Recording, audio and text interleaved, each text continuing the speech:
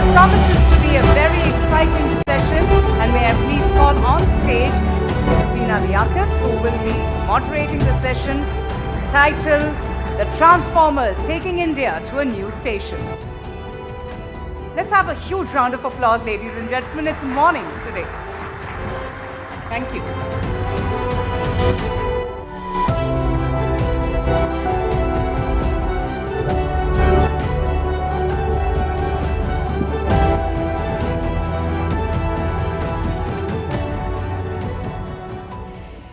आप सबको प्यार भरा नमस्कार।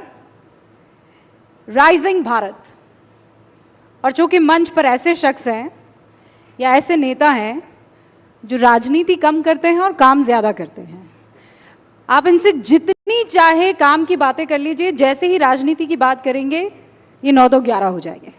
तो इसीलिए अगर इनको इस स्टेशन पर रखना है तो काम की सारी बातें, और यही काम है जो राइजिंग भारत को उस जेनिथ तक लेकर जाने वाला है। मंत्री जी, बहुत बहुत स्वागत है आपका। दर्शकों को बस बता दूं मैं कि आप 39वें रेल मंत्री हैं, 55वें संचार मंत्री हैं और दूसरे इलेक्ट्रॉनिक्स और सूचना मंत्री हैं। बहुत भार है कंधे पर आपके। देखिए, जिस तरह से प्रधानमंत्री श्री नरेंद्र मोदी जी देश के लिए दिन रात मेहनत कर रहे हैं, अपना एक एक पल, एक एक क्षण देश के लिए समर्पित कर रहे हैं, तो हमारे जैसे कई कार्यकर्ताओं को लग जाना चाहिए, पूरी तरह से जुट ही जाना चाहिए। अश्विनी जी, जब 2047 की हम बात करते हैं, हम उस भारत की बात करते हैं जो विकसित हो चुका है, तो ईमानदारी से अपने दिल पर हाथ रखकर बताइए, एक रेल मंत्री अपने रेलवे नेटवर्क को उस वक्त कैसे पाता है? उस वक्त की ट्रेन हिंदुस्तान की जनता कैसे देख सकती है? देखिए, आज मोदी जी के 10 वर्ष के इस पीरियड में एक बहुत स्ट्रांग लेगेसी बनी है। आज मोदी जी की 10 वर्ष की लेगेसी और 25 वर्ष का प्लान, ये भारतीय जनता पार्टी का एक स्पष्ट जनता के सामने, भारत की जनता के सामने एक स्पष्ट मैसेज है। इस 10 वर्ष की लेगेसी में आप देखो, रेलवे में प्रैक्टिकली करीब करीब बहुत सारे राज्य 100% इलेक्ट्रीफाई हो गए। 40,000 किलोमीटर रेलवे का इलेक्ट्रिफिकेशन हुआ। 60 वर्षों में 20,000, 10 वर्षों में 40,000, करीब करीब आपके 30,000 किलोमीटर नए रेलवे ट्रैक बने। यानी जर्मनी का जितना रेलवे नेटवर्क है उतना रेलवे नेटवर्क भारत के रेलवे नेटवर्क में जुड़ा।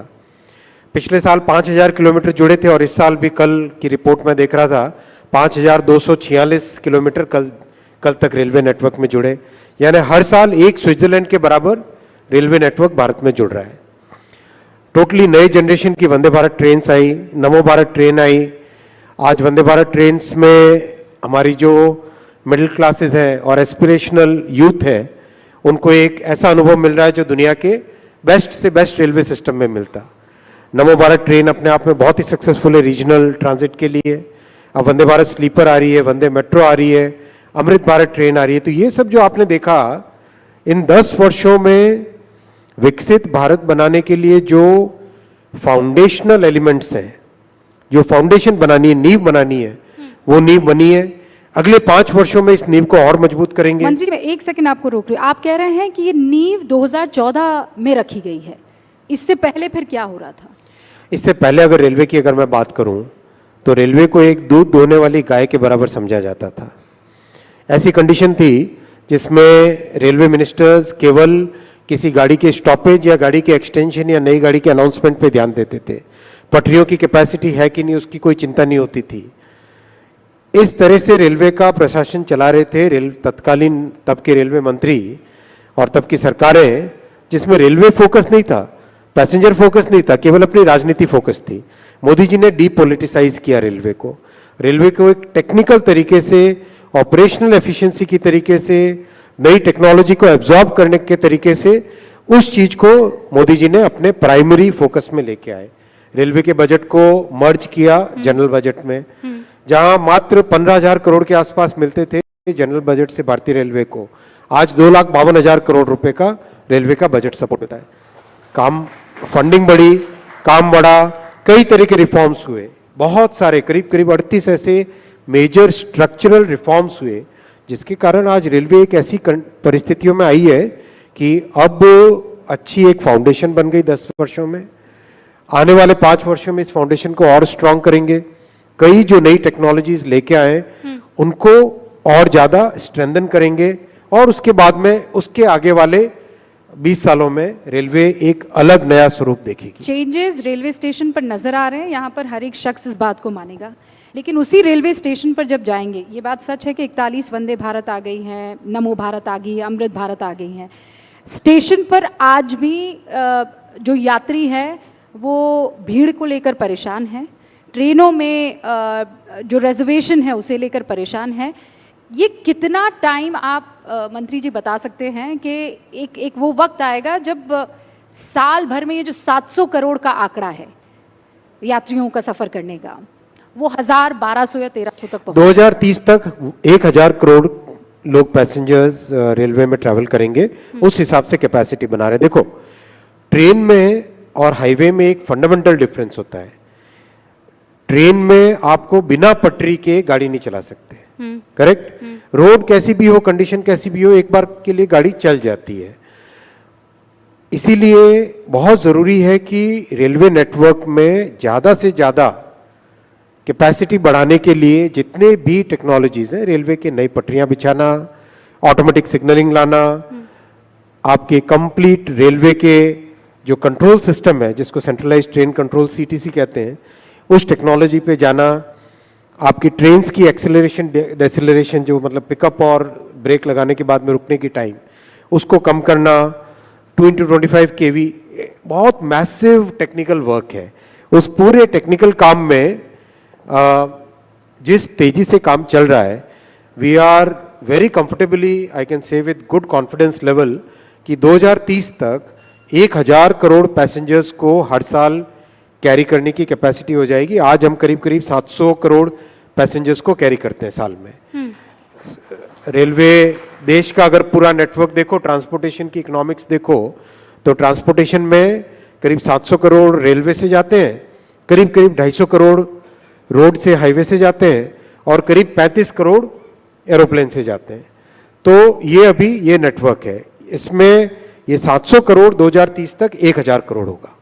अच्छा, इन सालों में ऐसा क्या हुआ है कि आपने इतनी तेजी से ये सारी ट्रेनें, चाहे वो नमो भारत हो, चाहे वो वंदे भारत हो, ये सिर्फ विल है या कुछ और भी चीज़ें थी जिसने इन एडिशन आपके इस काम को फास्ट ट्रैक पर ला दिया? 3 चीजें हैं। एक तो बहुत स्ट्रांग फोकस टेक्नोलॉजी लाने में, बहुत स्ट्रांग फोकस डीपोलिटिसाइज करने में रेलवे का फोकस रेलवे की ऑपरेशनल एफिशिएंसी पे ध्यान दें। रेलवे में एक तरीके से काम करने की पद्धति बदली। दूसरा, फंडिंग इंक्रीज की मोदी जी ने। तीसरा, पीएम साहब ने बहुत स्पष्ट तौर पे कहा कि चाहे कितने भी कठिन फैसले लेने हो, फैसले लो। फैसले लेके, जैसे फॉर एग्जाम्पल एक नया रेलवे की मेंटेनेंस की पद्धति में नया एक सुधार हुआ है। पहले क्या होता था कि जिस दिन मेंटेनेंस करना है, मान लो पटरी है, पटरी पे डेली का डेली मेंटेनेंस करना पड़ता है, तो जिस दिन आपको मेंटेनेंस का काम करना है उसी दिन सारे कॉन्ट्रैक्टर्स, मशीन्स, स्पेयर मटेरियल, सब लेबर सब आते थे। तो सुबह से शाम तक मान लो वेट करते थे, 4 या 5 बजे तक मान लो परमिशन मिलती थी, कभी परमिशन नहीं भी मिलती थी, वापस चले जाते थे। ये एक ऐसी पद्धति जो 60-70 वर्ष तक चली। अब आज रेलवे में हर शुक्रवार को अगले 26 हफ्ते का, नेक्स्ट 26 वीक्स का डिटेल्ड प्लान बनाते हैं। नेक्स्ट 26 वीक्स मतलब जैसे जापान में मेंटेनेंस की पद्धति है, या जर्मनी में, या जो डेवलप्ड कंट्रीज है, विकसित हर फ्राइडे करते हैं, वैसी की वैसी एडवांस्ड प्लानिंग अपना रेलवे भी कर रहा है। तो ये सब कठिन फैसले होते हैं, इसमें आपको पूरे ऑर्गेनाइजेशन को एक साथ आदत बदलने की आदत डालनी पड़ती है, एक नए तरीके से काम करने की मतलब प्रैक्टिस में आना पड़ता है। तो ये आसान काम नहीं होता, इसमें बहुत मेहनत और continuous communication with the top to bottom most layer. आज आप किसी सुपरवाइजर के पास जाके बात करो अगर, और मैं आप में से निवेदन करूंगा जो भी पाथवे इंस्पेक्टर हो, सेक्शन सुपरवाइजर हो, इनसे बात करे, इतने खुश हैं कि आज उनको मेंटेनेंस के लिए जो टाइम चाहिए होता है वो मिलता है, मंत्री मेंटेनेंस जी के लिए खुश है, रिसोर्सेज मतलब चाहिए वो इससे मिलते पहले हैं। तो आप कह रहे थे कि सब आराम से हो जाता था, सिर्फ पॉलिटिक्स होती थी, काम नहीं होता था। अब आप सिर्फ इस काम ही काम करा रहे हैं और वो खुश हैं। बिल्कुल खुश है। और आप वास्तव में जाके मिलो, मैं तो कम से कम लो लेवल पे, ग्राउंड लेवल पे ऑफिशियल्स के साथ, जो कि ग्रुप बी ऑफिसर्स भी नहीं है, ग्रुप सी में जो काम करते हैं कर्मचारी, उनके साथ बहुत इंटरेक्ट करता हूं और उनसे बहुत इनपुट लेता हूं, बहुत फीडबैक भी लेता हूं।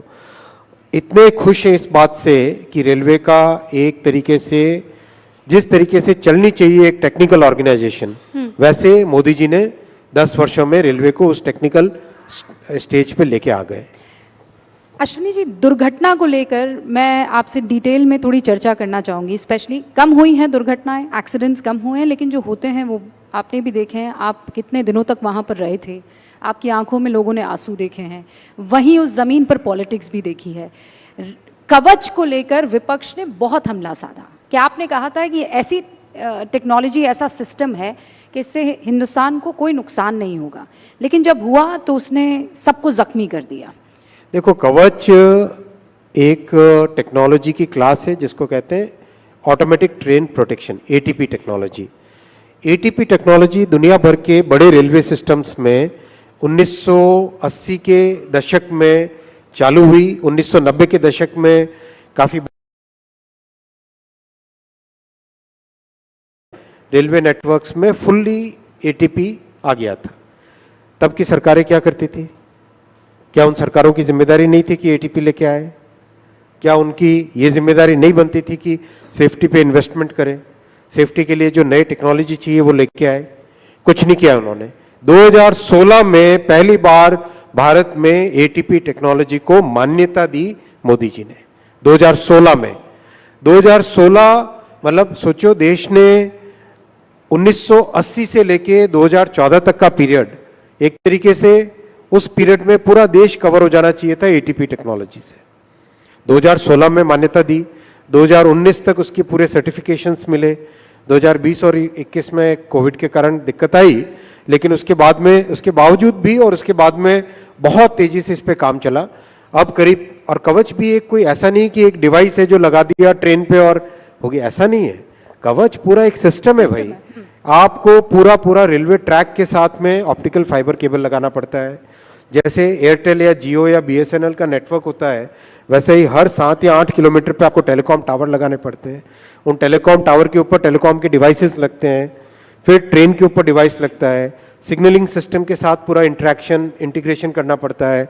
हर स्टेशन पे एक डेटा सेंटर बनता है, कंप्लीट डेटा सेंटर बनता है इसका, और फिर स्टेशन के डेटा सेंटर से पीछे कंप्लीट एक सेंट्रलाइज्ड ट्रेन कंट्रोल का data centre. It's very very complex technology. मतलब दुनिया भर के देशों में 20 से 25 साल लगे छोटे छोटे नेटवर्क, 8,000, 10,000, 20,000 किलोमीटर के नेटवर्क्स, अपना 50, मतलब अभी 70,000, 75,000 किलोमीटर का नेटवर्क है। तो लेकिन इतनी तेजी से इसमें काम चल रहा है, नए नए जो मैन्युफैक्चरर्स हैं वो जुड़ रहे हैं, नए डिजाइनर्स जुड़ रहे हैं, कई तरह के इनोवेशंस कर रहे हैं, जिसमें कि जो स्टेशन की डिजाइन करनी है उस डिजाइन को ऑटोमेट किया जा सके। मतलब ये एक ऐसी कमिटमेंट है, जो कमिटमेंट मोदी जी ने स्पष्ट तौर से देश में रेलवे को सेफ बनाने के लिए की है। 1,87,000 करोड़ का इन्वेस्टमेंट किया है 10 वर्षों में। अगर आप उसको कंपेयर करें तो 2.5 गुना ज्यादा है उससे। पिछले 4 से 14 में जितना इन्वेस्टमेंट था सेफ्टी पे, उससे 2.5 गुना ज्यादा है, और उसका रिजल्ट भी दिख रहा है। वो रिजल्ट दिख रहा है। वेरी अनफॉर्चुनेट अगर बीच में, लेकिन आगे और भी ज्यादा प्रयास करके 100% सेफ्टी की तरफ बढ़ेंगे। एक कमिटमेंट बुलेट ट्रेन को लेकर भी है। अब अश्विनी वैष्णव जी, जब इतना गड्ढा है जिसको आप भरने का पूरा प्रयास कर रहे हैं, ऐसे में कई लोग ये कहते हैं कि क्या बुलेट ट्रेन की इस देश को आवश्यकता है? आप उन्हें क्या कहेंगे? बुलेट ट्रेन एक ट्रांसपोर्टेशन का मीन्स के हिसाब से मत समझिए आप इसको। बुलेट ट्रेन को अगर आप देखोगे, बुलेट ट्रेन आपके जिस पाथ पे चलती है उस पाथ के सारे शहरों की इकोनॉमी को एक साथ जोड़ देती। मैं इसका उदाहरण बहुत अच्छा आपको दूंगा, जापान का। पहली बुलेट ट्रेन 1969 में जब चलनी चालू हुई, टोक्यो, नागोया, कोबे, क्योटो और ओसाका, ये सारे के सारी इकोनॉमीज मिलके एक इकोनॉमी बन जाती है। 550 किलोमीटर के आसपास का डिस्टेंस आप 2.5 से 3 घंटे में कवर करते हो। यानी आप अगर क्योटो में काम कर रहे हो, ओसाका में जाके काम किया आपने और शाम को वापस क्योटो में अपने बच्चों के पास आ गए, वैसा की वैसा डेवलपमेंट, सीरियस रीजनल मल्टीप्लायर होता है इससे। जब आप देखोगे मुंबई से अहमदाबाद, मुंबई, ठाणे, वापी, सूरत, बड़ौदा, आणंद और अहमदाबाद, ये सारी इकोनॉमीज एक सिंगल इकोनॉमिक जोन बन जाएगा। आप सुबह बड़ौदा में नाश्ता करोगे, 1 घंटे के अंदर अंदर मुंबई में पहुंचे, दिन भर अपना काम किया, शाम को पकड़ी वापस ट्रेन और घर आके बच्चों के साथ खाना खाया। तो ये हसीन सपने पूरे कब होंगे? 2026 में। 2026 में आज देखो ना आप, आज आप देखो 200, मैं डेली काउंट करना भी भूल जाता हूं, पिछला शायद 10 दिन 12 दिन पहले रिव्यू किया था, 284 किलोमीटर ऑलरेडी बन, इलेक्ट्रिकल का सिस्टम लग रहा है, जो ट्रेन का मैन्युफैक्चरिंग है, सारी चीजें इन पैरेलल तेजी से चल रही है। देखो कई ऐसे देश, मैं नाम नहीं लूंगा किसी देश का, जिम्मेदारी की पोजीशन है, 20-20 साल लगते हैं एक प्रोजेक्ट को करने में 500 किलोमीटर का। अपने यहाँ 8-10 वर्षों के अंदर अंदर ये प्रोजेक्ट कंप्लीट होगा। 2026 में पहली सूरत से बिलीमोरा वाले सेक्शन में ट्रेन चलेगी, आप देखोगे, और वर्ल्ड क्लास है, एब्सोल्युटली वर्ल्ड क्लास। अच्छा, वक्त जो है वो लगातार इसी रफ्तार से आगे बढ़ रहा है, तो मैं अपनी ट्रेन को या सवालों की ट्रेन को अब नए स्टेशन पर ले जा रही हूँ, आपके अगले मंत्रालय के पास आ रही हूँ। उससे पहले इस वक्त जो देश के रेल मंत्री हैं, आप उनको कोई नंबर देना चाहेंगे 10 में से, 5 में से? आप लोगों का काम है भाई, ये हमारा काम नहीं है, हमें तो मेहनत करनी है, मेहनत करते जाना है। डिजिटल इंडिया की तरफ मैं आ रही हूँ। प्रधानमंत्री नरेंद्र मोदी का ड्रीम प्रोजेक्ट है और उसमें सबसे इम्पोर्टेंट अंश सेमीकंडक्टर्स हैं। इसकी बात तो हम कर रहे हैं, इनफैक्ट 62 से शुरुआत हुई, 65, 61, मैं टाइम गिनाती चली जाऊंगी, 80, 84 सेमीकंडक्टर नहीं बन पाए। अब आप कह रहे हैं कि बहुत जल्द हिंदुस्तान को पहला सेमीकंडक्टर मिल जाएगा। ये 2 सवाल हैं, मैं संक्षेप में चाहूंगी, अब तक क्यों नहीं हो पाया? आज हो रहा है तो ऐसा आपने क्या कर दिया? दिसंबर 2024 में पहली made in India chip market में आ जाएगी। दिसंबर 2024, ज्यादा दूर नहीं भाई, गिन के नोट करके रख लेना आप लोग, दिसंबर 2024 में पहली चिप आने वाली है। देखो 1962 से प्रयास हुआ, लेकिन किसी भी प्रयास के पीछे जब तक सही नीति और सही आपका फंडामेंटल कन्विक्शन नहीं होता तब तक नहीं हो पाता। मोदी जी का इतना स्ट्रांग कन्विक्शन है कि हमें विकसित भारत को जब बनाना है, उसके फाउंडेशन में क्या क्या लगेगा। उसके फाउंडेशन में बहुत एक इंपॉर्टेंट है इलेक्ट्रॉनिक्स मैन्युफैक्चरिंग। चाहे electronics manufacturing in the sense कि आप जो घर में टीवी देखते हो, फ्रिज देखते हो, उसको देखो, या फिर पावर इलेक्ट्रॉनिक्स, टेलीकॉम वो देखो, या जो डिफेंस में इलेक्ट्रॉनिक्स जाती है वो देखो, या कार के अंदर जो इलेक्ट्रॉनिक्स लगती है वो देखो, हर चीज में सेमीकंडक्टर लगता है। कुल मिलाकर कोई भी चीज जो ऑन या ऑफ हो रही है, एब्सोल्युटली उसमें सेमीकंडक्टर। एब्सोल्युटली, चाहे लाइट हो, चाहे मिसाइल हो, चाहे ट्रेन हो, चाहे एरोप्लेन हो, चाहे फ्रिज हो, हर चीज जो ऑन या ऑफ होती है उसमें सेमीकंडक्टर चिप लगती है। ये मैं बहुत मतलब आपको जिम्मेदारी के साथ कह रहा हूं, जैसा कमिटमेंट मोदी जी ने दिखाया, और मैं आपको पर्सनल इसमें एग्जांपल्स दे सकता हूं। हम लोग सेमीकंडक्टर डिस्कशन के लिए जब आधे घंटे का या 45 मिनट का टाइम प्रधानमंत्री जी का मांगते थे, मैं आज सब पब्लिक के सामने कह रहा हूं, कहना नहीं चाहिए, लेकिन पीएम साहब ने 3.5 घंटे तक टाइम दिया। हम 45 मिनट टाइम मांगते थे, वो 3 घंटे तक टाइम देते थे। एक एक लाइन बाय लाइन चीज पीएम साहब डिटेल में डिस्कशन करते थे। जो भी कंसर्न्ड विभाग है, सरकार का काम करने के एक तरीके में बहुत सारे विभाग जुड़ते हैं, हर डिपार्टमेंट को पर्सनली बुला के साथ बैठते थे और पीएम साहब कहते थे कि हमको सेमीकंडक्टर में सक्सेसफुल होना है, देश को सेमीकंडक्टर में सक्सेसफुल होना है। ऐसा कमिटमेंट इम्पॉसिबल है किसी दूसरे प्रधानमंत्री का। आप बोल रहे हैं कि इम्पॉसिबल कमिटमेंट सरकार की तरफ से, प्रधानमंत्री नरेंद्र मोदी की तरफ से दिख रहा है, लेकिन विपक्ष खासकर पी चिदम्बरम साहब ये कह रहे हैं ये जॉबलेस ग्रोथ है। वो ये कह रहे हैं कि जो कामकाजी संख्या है वो 50% से भी कम है और पिछले 9 सालों से ये आंकड़ा है। आप लोग ग्रोथ करते हैं, किसी को जॉब नहीं दे पाते। चलो मैं पी चिदम्बरम साहब को एक चैलेंज देता हूं। आप मेरे माध्यम से, इस मंच के माध्यम से आप पी चिदम्बरम साहब को एक चैलेंज पहुंचाइए। EPFO, employ provident fund organisation, ये एक ऑर्गेनाइजेशन है जिसमें जो भी व्यक्ति काम पे जाता है उसका एक रजिस्ट्रेशन होता है, उसकी सैलरी में से डिडक्शन होता है और ऑर्गेनाइजेशन की तरफ से एक डिडक्शन होता है। एब्सोल्युटली ऐसा डेटा है जिस डेटा को कहीं पर भी हर जगह स्वीकार्यता मिलती है। ईपीएफओ के डेटा के हिसाब से जो नए लोग जॉब में जुड़े माइनस जो लोग जॉब से निकले प्लस जो लोग जॉब में वापस आए, कहीं एक बार निकल गए होंगे वापस आए, इसका जो नेट नंबर है वो टोटल जॉब अपॉर्चुनिटी बनी। ये तो सीधी गणित है, सिंपल सी गणित है। वो total job opportunities 6 lakh per month थी कुछ ही वर्षों पहले। आज वही on an average 12 lakh per month है। 12 लाख पर मंथ का मतलब साल के हुए 1,44,00,000। 12 into 12 144, 1,44,00,000 साल की जॉब अपॉर्चुनिटीज क्रिएट हो रही है। आप चिदम्बरम साहब को पूछिए कि क्या ये आंकड़ा झूठ है या ये सच है। ये डेटा है, इस डेटा को कई बड़े इकोनॉमिस्ट ने, कई मैं अच्छे उम्मीद करती हूँ कि न्यूज़पेपर्स आपका जो ने, ये सबने चैलेंज चेक किया। ये चैलेंज जो है चिदम्बरम साहब एक्सेप्ट करेंगे और ज़रूर आपकी ये चैलेंज हम उन तक पहुंचाएंगे।